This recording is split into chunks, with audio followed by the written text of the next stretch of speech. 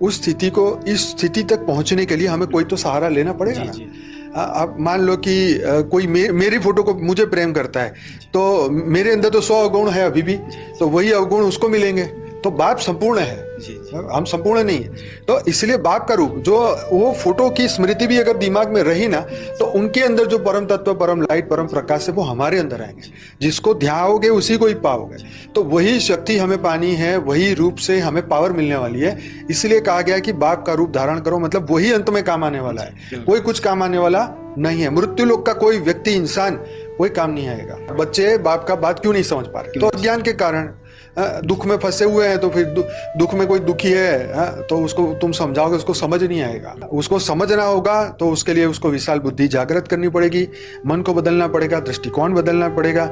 ये मृत्यु लोक की बुद्धि को वहीं साइड में रख के ना नया ज्ञान स्वीकार करना पड़ेगा। जब तक ज्ञान सुनोगे नहीं, स्व परिवर्तन करोगे नहीं, तो फिर बापूजी की बात समझ में नहीं आएगी ना। जैसे कोई साधु संत किसी के घर गया, और उसके कटोरे जिसके अंदर उसको भिक्षा लेनी थी, उसी के अंदर इतनी मिट्टी पड़ी थी, तो वो खीर देने बाहर आए, तो वो खीर इसमें डाल ही नहीं रहे।